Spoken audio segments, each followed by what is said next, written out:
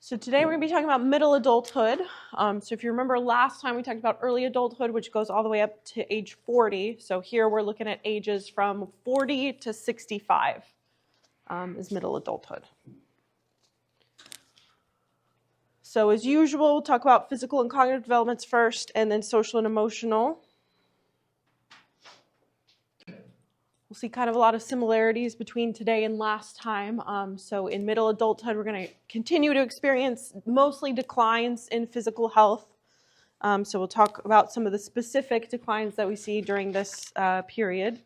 And then also kind of similar to last time, when it comes to cognition, it's a little bit of a mix. We see improvements in some areas, declines in some other areas. And then we'll also talk a little bit about career options here. And then, like I said, we'll go into social and emotional after that. So first, let's talk a little bit more about biological aging. So last time we talked about aging, we mostly talked about what is called primary aging. So primary aging is all the stuff we talked about last time, with like the shortening of the telomeres in your DNA, the cross-linkage that's happening at the tissue level that causes kind of that like inevitable aging. So primary aging is the stuff that all of us are going to go through basically no matter what. It's just like programmed into our genes. It's going to happen. In addition to that primary aging, some people experience secondary aging. So secondary aging is where you have further decline that's caused by some sort of chronic illness or disability or disease. So most people, pretty much everyone's going to have some secondary aging, but it is possible to avoid that. So we'll talk about, some of the things that can help prevent some of that secondary aging. And then tertiary aging, even fewer people will experience. Tertiary aging is a type of aging that's very rapid, and it often happens in the last weeks or months of life for someone who dies of natural causes. So if someone died from, a car accident or something like that, they're never going to experience tertiary aging. So that's really the type of aging we see in a hospice setting, for example. So if someone has some sort of terminal illness, there's this very rapid decline in the weeks or months preceding death. So just to kind of summarize, primary aging, everyone will go through. Secondary aging, most people will go through if you have some sort of disease, illness, or disability. And then tertiary aging is only going to affect people who live to a pretty long life and then have some sort of natural death. All right, so let's talk about the declines that happen in some of the different areas or systems of the body during this middle adulthood period, again, between 40 and 65. One of the things that happens during this time are declines in vision. So it's very common that people at this age will develop something called presbyopia. I'll write that on the board. Kind of a mouthful. Presbyopia. So presbyopia is this visual deficit that happens in early or middle adulthood, where basically you lose the ability to focus on varying distances. So your normal healthy eye, you can focus on something that's up close right to your face, and then you can change your focus to look at something that's far away. So presbyopia is where the eye, the muscle, sort of the lens in the eye basically stiffens. So it's not able to contract and change its shape the way that it's supposed to. And so then it becomes much more difficult in particular to focus on things that are really close or really far away. So people who are in this age range, they're more likely to need bifocals, for example. So those are glasses that have two separate types of lenses basically to help you focus on things that are up close or far away. So that's a really common visual deficit. Another one so presbyopia is going to affect almost everyone. It's just a natural degrade or decline that happens in the eyes. Glaucoma also becomes a little bit more common during this age range.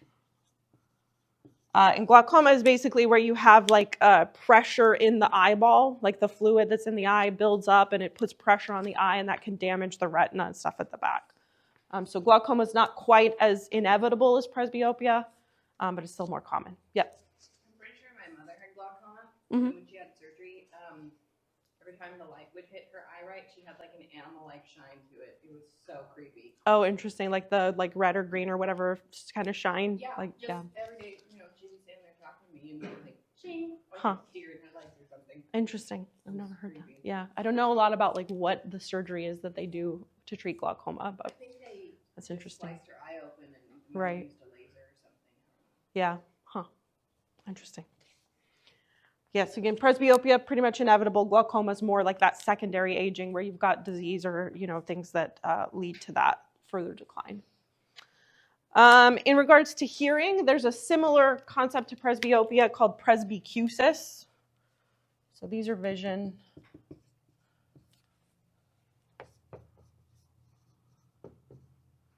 So with hearing, it's presbycusis, spelled kind of the front's the same at least. So presbycusis is where essentially like there's little hair cells in your inner ear that allow you to hear noises. And as you age, those hair cells are exposed to loud sounds and like intense vibrations. It breaks those hair cells, so you start to lose the ability to hear, especially like high frequencies. So as we get older, we lose that ability to hear those higher pitch noises. And so that's presbycusis, is the loss of that high frequency hearing.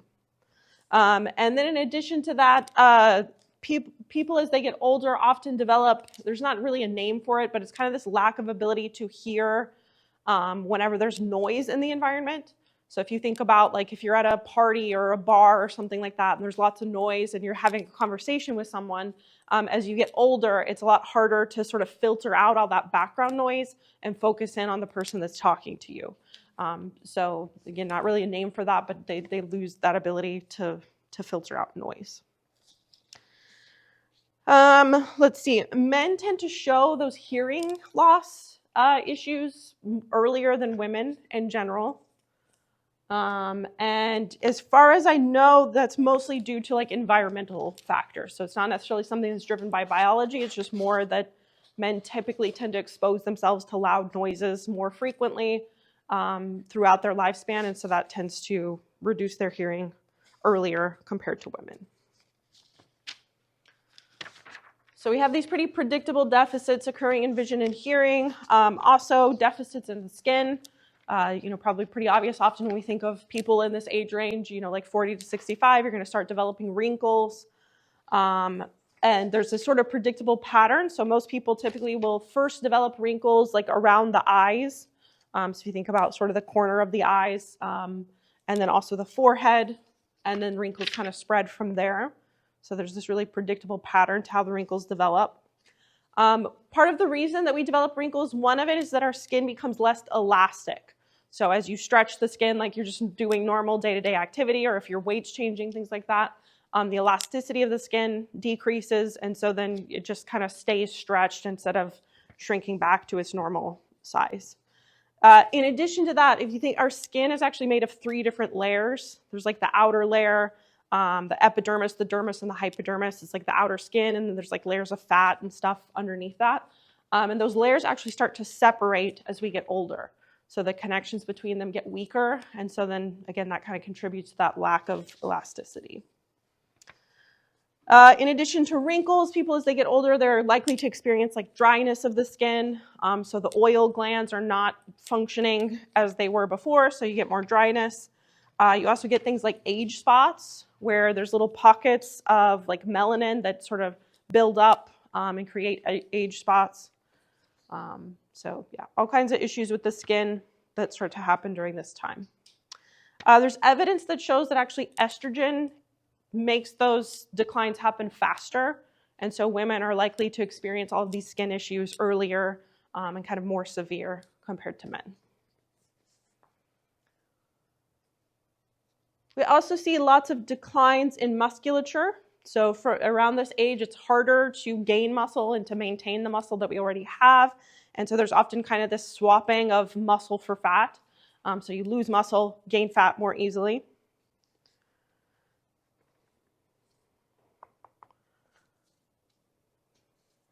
We also see changes in the skeleton. So our bones become more brittle. They're basically less dense than they were in earlier adulthood. So it's easier to have like breaking of the bones.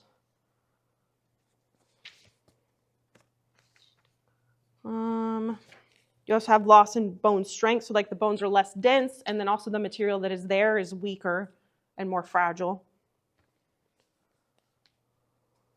And again, that's another thing. Skeleton is another thing that's affected a lot by estrogen and hormone levels. So women, again, are more likely to have that declines in the skeleton earlier and more severe compared to men.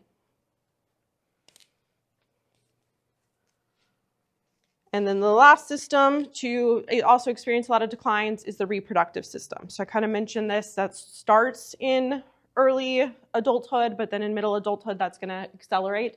So remember, women's fertility tends to start dropping off around 35. So when we're looking at 40 to 60, we're seeing some pretty sharp declines in women's fertility.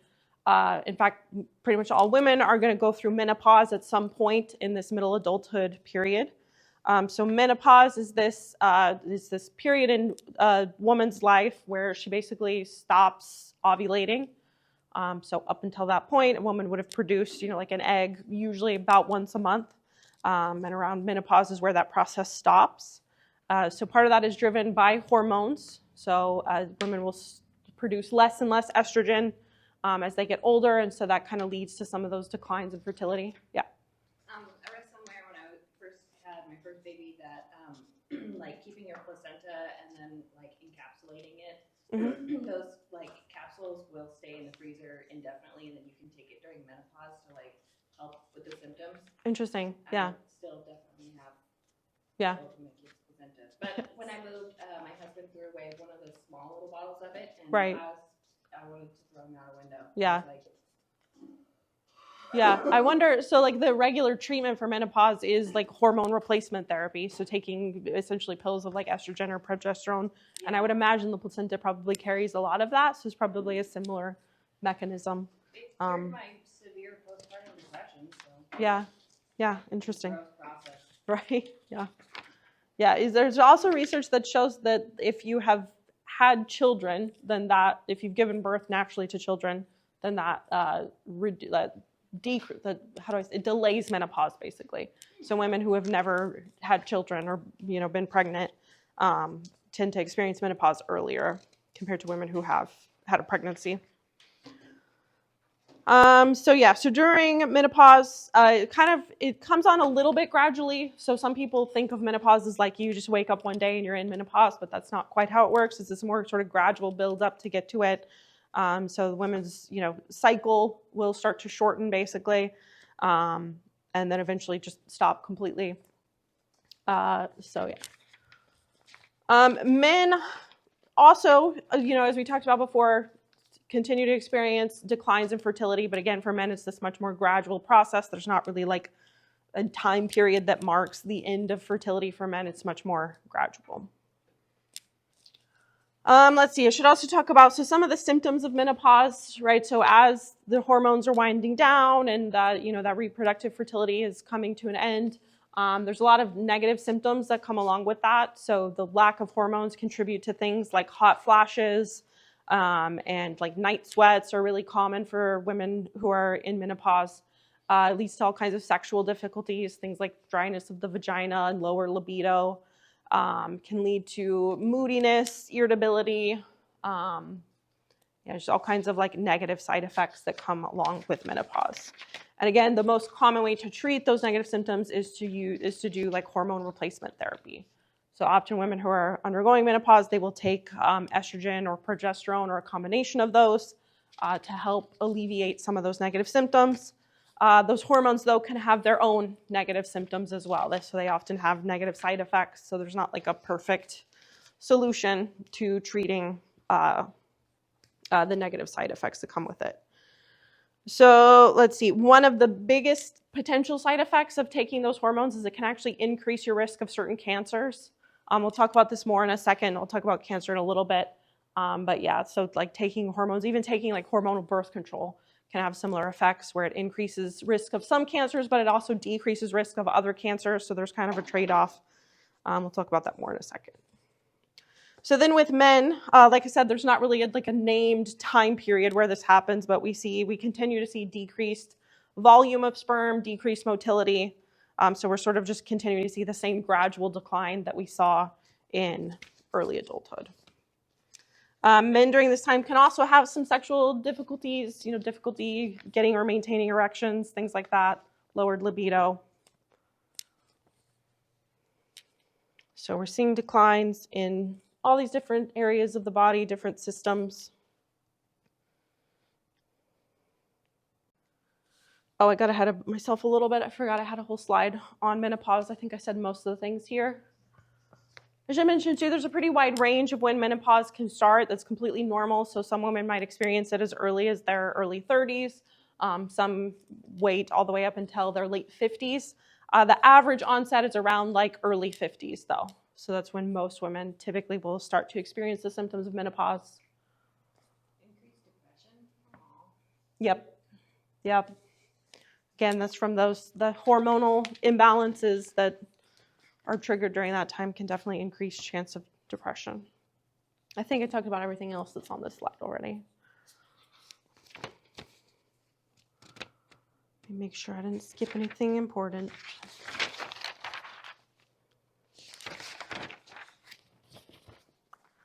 Okay. So again, huge majority of the stuff we've already talked about is primary aging. That's stuff that most of us can expect to happen no matter what. Then in addition to that, there's the secondary aging that comes from chronic illness, disability, and disease. So these are things that theoretically could be preventable depending on diet, exercise, etc. So these are some of the most commonly diagnosed like chronic illnesses or disease or disabilities during this middle adulthood period. So one of them, probably one of the highest diagnoses is cancer, especially if we look at cancer as like a broad umbrella. Obviously there's a million different types of cancer that fit under that. So cancer and cardiovascular disease are the leading causes of death in the U.S. historically, for most of modern history. That's been the case. That might have shifted around a little bit from like COVID and other things. I know car accidents were also really high up there for a really long time, but then we did all kinds of safety features to reduce that. So cancer and cardiovascular disease tend to be like definitely at the top. Let's see, what do I want to say about each of these? So for cancer, risk increases pretty dramatically as we get into middle adulthood. So there's about a 10 times increase in cancer rates going from early adulthood to middle adulthood. About 1/3 of midlife deaths in the US are attributed to some type of cancer. I don't know how much you guys know about cancer. I don't know how much detail I want to go into. This is not like a biology class, but in general, most cancers are caused by the cells in the body having a mutation to where those cells reproduce like unchecked. Right? So normally if your skin cells die, your skin cells make new skin cells to replace those at like a constant rate. But if that process gets out of control to where your skin cells are just reproducing, out of control, then that's what can lead to most types of cancers. So those mutations in the DNA come from all kinds of places. So part of it is just like we were talking about last time with the length of the telomeres, and every time you reproduce DNA, there's a chance you're going to have a mutation. But then in addition to that, exposure to things like toxins and free radicals increase the rate of those mutations. So most of the things that involve preventing cancer are avoiding things that are going to trigger those mutations. So for example, if you're exposed to lots of UV light because you spend lots of time out in the sun without sunscreen or some sort of protection, then that UV light actually interacts very directly with the DNA in your skin cells, breaks down the DNA so that it's more likely to have those mutations that eventually lead to cancer.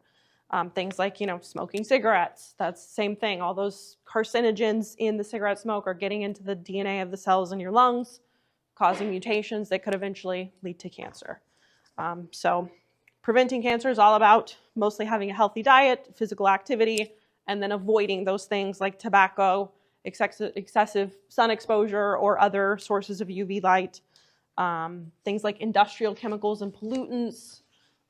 There's pretty good evidence now, too, that alcohol can contribute to cancer risk. There's been this whole back and forth forever about like maybe a little bit of alcohol is good or maybe no alcohol is better. It seems like the consensus most recently is that like any amount of alcohol is bad. And so in general, you should just avoid it entirely if you can. So yeah.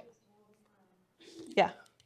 I was told that red wine, if you drink like half a glass a night, Right. So I've heard that too, but then I've heard other people that basically say, like, if you just drink grape juice, you'll get all the same positive effects, like all the antioxidants, and none of the negative impacts of the alcohol itself. So it seems like the alcohol is still problematic. It's just all the other compounds that are in red wine seem to be good for you. So, but that's another one I hear. It seems like every year they're like are back and forth with the studies on things like red wine and yeah. Like red wine, coffee, real butter, and eggs. Yeah. Constantly being Yep. vital. Yeah. Dark chocolate too is another one. Sometimes I hear like, oh, it's amazing and great for you. And then other times it's like, well, maybe not. So I don't know. I mean, in general, I think the best thing is everything in moderation and like, weigh your risks and your benefits and live your life. Well, according to my friend who's like a first-generation Mexican, like his parents were immigrants, he said a shot of tequila will help cure your fever if you have a fever. Right. I tried it, and it helped because I was then drunk and sick. And Yeah. just sick and miserable. Yeah, it's just, yeah. I still got it. Yes. Yeah. So kind of like I was saying too with like hormones, things like oral contraceptives, which are basically just hormones in a pill form, they reduce the risk of endometrial, ovarian, and colorectal cancer, but they increase the risk of cervical cancer. So there's certain things like that too where it's like, it helps in some areas, but then makes other areas worse. So again, just like risks and rewards that you have to weigh. A lot of those decisions I think too should be made with the context of like, what is your family history? Do you have a history in your family of cancers that are caused by alcohol, like pancreatic or liver cancers? If you do, then maybe avoiding alcohol entirely is the good decision.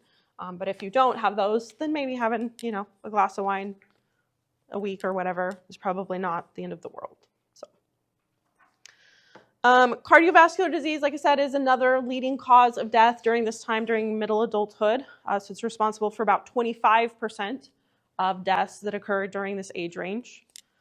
Cardiovascular disease tend to be sometimes labeled like the silent killers because they often don't have super obvious symptoms until there's like a really severe problem.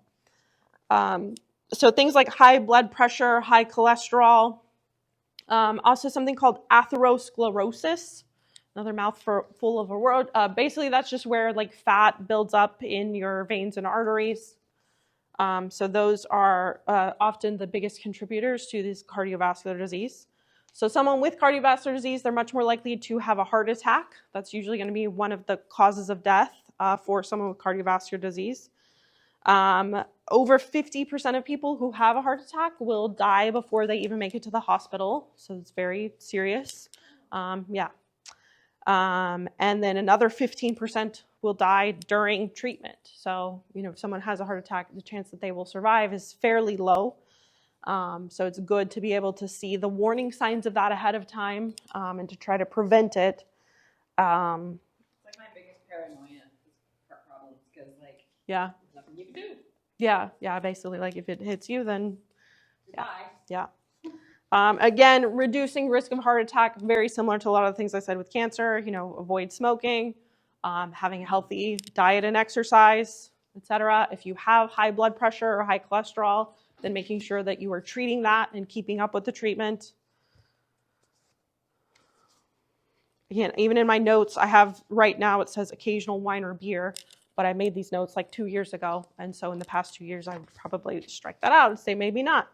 Don't know. So, stress is another huge contributor to cardiovascular disease. So reducing stress is also an important prevention approach.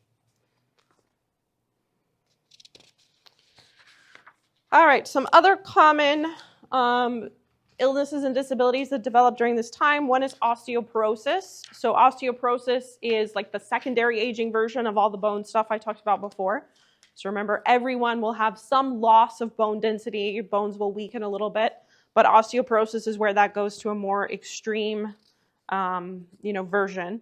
So people with osteoporosis, like if you look at their bones, they look very spongy, like just, huge pockets of air basically where you've lost a lot of the bone density.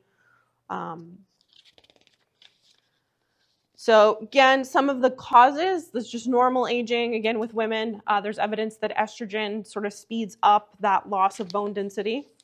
There's a strong heritability component to osteoporosis, as well as some of the other things I've talked about. So it does seem like osteoporosis, certain cancers, and cardiovascular disease all have a pretty strong genetic component. And then again, osteoporosis, also things like within your lifestyle can increase risk. So I would say with osteoporosis, the biggest lifestyle thing is having a diet that includes vitamin D and calcium. It is extremely important, again, particularly for women, but for everybody. So if you're not naturally, the best thing is to get those naturally in your diet. Vitamin D mostly comes from sun exposure.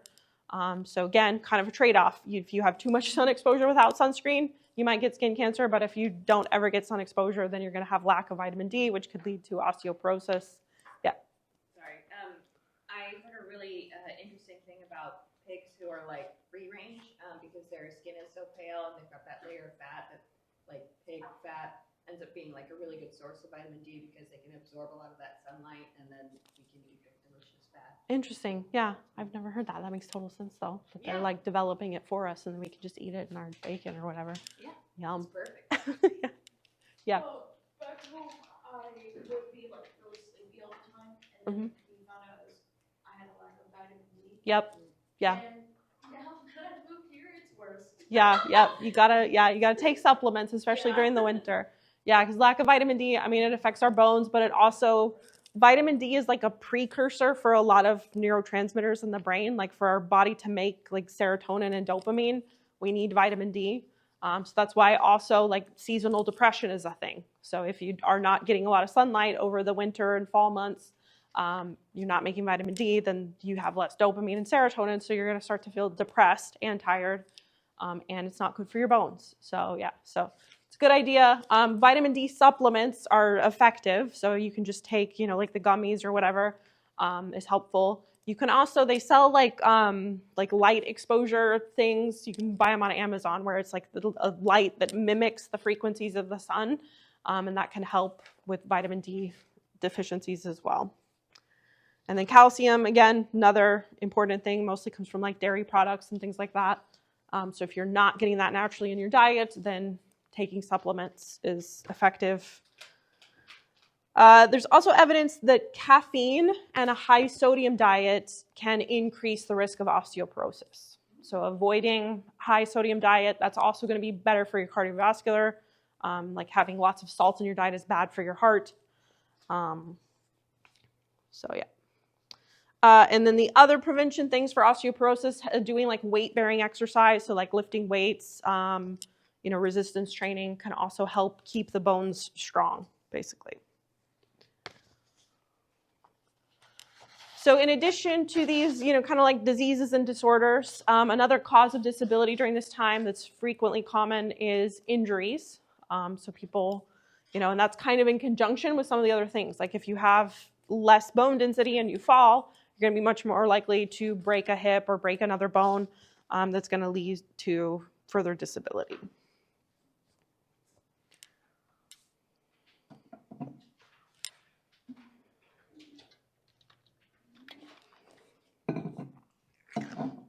So those are some of the most common physical declines that we see. And then kind of transitioning, I guess it's still physical because your brain is a physical thing, but that'll get us also into cognitive changes in a second. We also see some declines in the brain. So one of them is loss of myelin in CNS, just means central nervous system, which basically means the brain and the spinal cord. So pretty much up until this point, you've been building up synapses, building up myelin until eventually get to, like early 20s, you fully myelinated the prefrontal cortex. And then that sort of plateaus through early adulthood. And then in middle adulthood, that starts to reverse, where now some of that myelin is going to start to break down, which essentially just makes the brain slower overall. So processing speed is going to go down. And then a lot of the changes in the brain, as I've mentioned before, are going to depend a lot on experience. So often what can happen is this sort of like negative cycle that people get into where, you've got some reduced myelin, the brain's slowing down a little bit, and so then certain activities become more challenging. So maybe there's stuff you did in early adulthood that was like really cognitively engaging. Maybe you like to play chess or, something like that. And then as you get older and that gets more difficult, then we typically tend to be really aversive to things that are challenging. And so then we stop practicing those skills. And then the less you practice them, the more decline you're going to see in the brain, right? Because the brain is so dependent on experience. So it's a good idea during early adulthood into middle adulthood to keep challenging yourself mentally and to push through those obstacles and those barriers. And even if something's hard, to keep practicing so that you keep, so that these neural changes are less drastic and they happen a little bit slower. Another thing we see in the brain is loss of specialization. So, normally if you're doing a task, like your brain, there's certain areas that are optimized to do that task. So if I'm reading a book, that's going to be activating, the language areas in the left hemisphere of the brain or whatever. And as you get older, your brain starts to kind of like compensate basically by utilizing different areas that it didn't use before. So instead of just the language areas in the left hemisphere of my brain might start recruiting other areas to try to compensate for any loss that you've seen in that area. So when I'm reading, it's going to now activate more areas of the brain. So you see less of this specialization in areas of the brain as we get older. And again, that's just kind of showing that the brain is being challenged. And so it's having to use more of its processing power to do the same task compared to what it did before.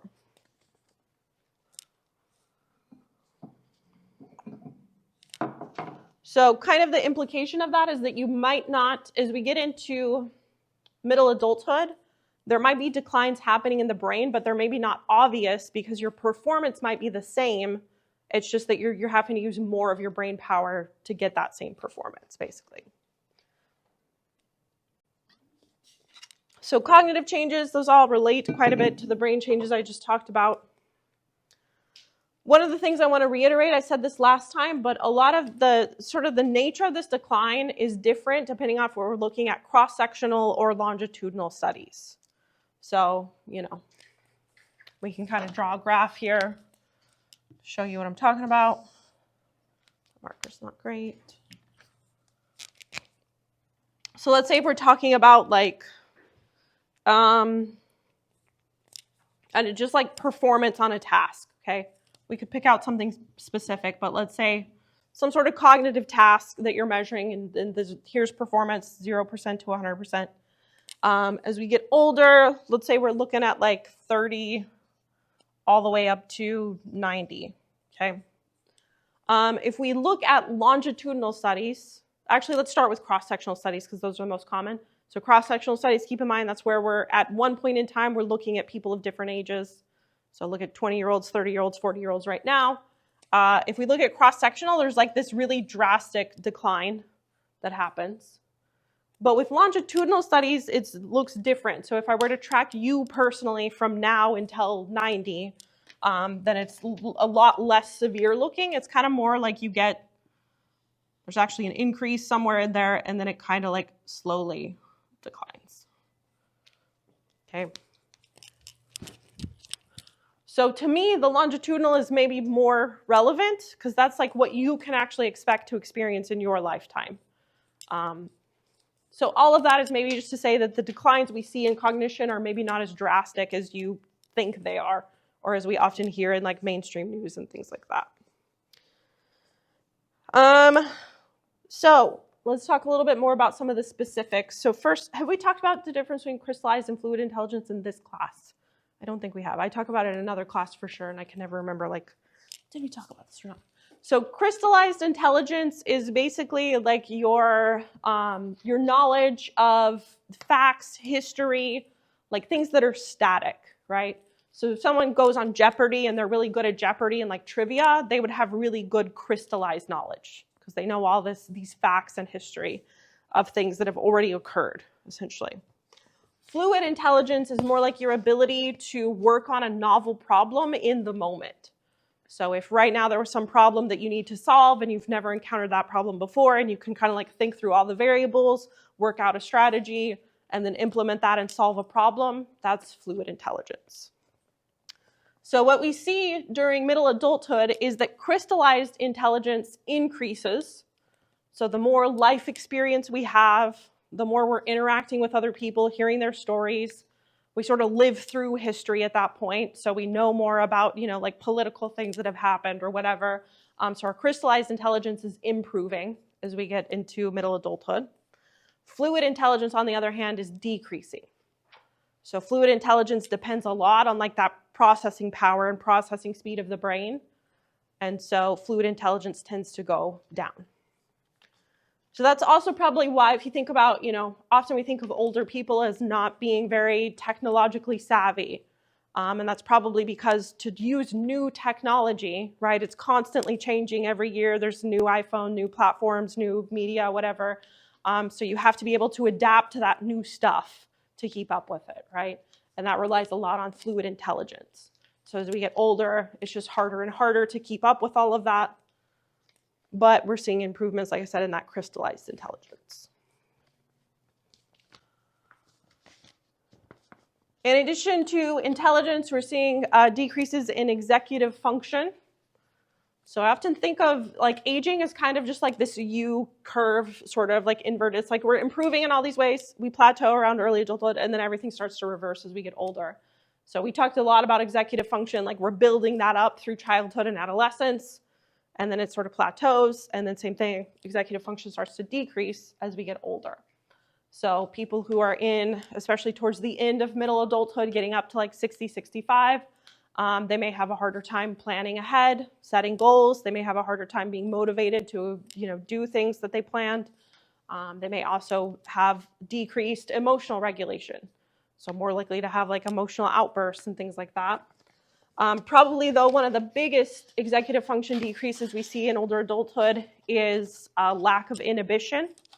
So as people get into this older adulthood, I mean, if you've had conversations with someone who's like around 65, you might experience that it's kind of like talking to someone with ADHD, where like they just interrupt. They may start telling a story with one story in mind, and then it sort of meanders into this long thing that's about something totally different, because their brain is sort of just jumping around from one thing to another. So we see a lot of that decreased executive function as people get older. All right, so when I say increased problem solving, that may sound kind of counter to fluid intelligence, so just let me clarify. So fluid intelligence is where you're dealing with a new problem you've never dealt with before, and you're having to like work in the moment. So here when I say increased problem solving, I'm more talking about like social interactions. So, if you've had repeated fights with someone before, you've had repeated conflicts, then it becomes easier to resolve those and deal with those as you have more experience.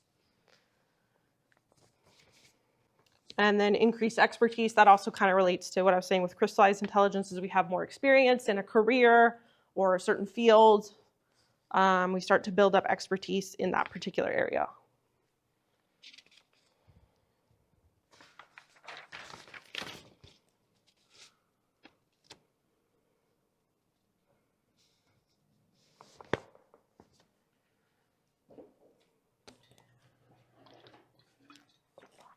All right.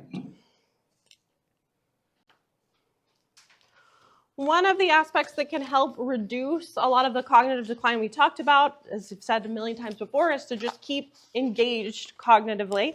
And one of the ways to do that is to be a lifelong student or a midlife student. So it's increasingly more and more common for people to go back to college in this middle age period. Again, this number, like a lot of the numbers I have, is probably outdated. I would guess it's more than 17% at this point of college students that are over the age of 35. Let's see. What do I want to say about this? So some people are kind of forced to go back to college because they maybe have a career transition in the middle of adulthood. Maybe they get laid off. There's certain occupations that basically just become obsolete. Like we don't need those jobs anymore because technology has changed or whatever. And so then in those cases, people might have to go back to get a new degree or take a couple classes, get a certificate or something like that in order to transition into a new occupation. But there are lots of people over the age of 35 who choose to take classes basically just for the personal achievement of it. So they may be in an occupation that they're staying in, but maybe they're getting bored of it. Maybe they find that it's just not engaging them mentally. So they may choose to go back to college and take a few classes just to get some of that achievement. Midlife students maybe obviously face some unique challenges. I mean, most of our college systems are built up to serve a very specific population of people who are between like 18 and 24 for the most part. And so a lot of colleges and universities have been trying to pivot to, make things more accessible to people who are older. So they may have challenges like, they have childcare responsibilities, they have full-time jobs, and so their schedule is not going to be as flexible. So things like offering night classes, offering classes online is a way to help accommodate that. They may also have difficulty, forming relationships with peers, which might make it more difficult if they miss a class. They're not going to have a friend that they can get notes from. They're not going to have friends that they can study with because it's harder for them to connect with people who are, just now graduating high school.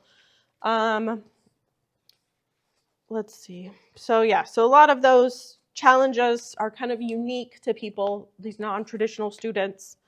So again, colleges and universities are trying to adapt and make it more accessible for them. All right, I think that's all I got for physical and cognitive changes in middle adulthood. Any questions about those?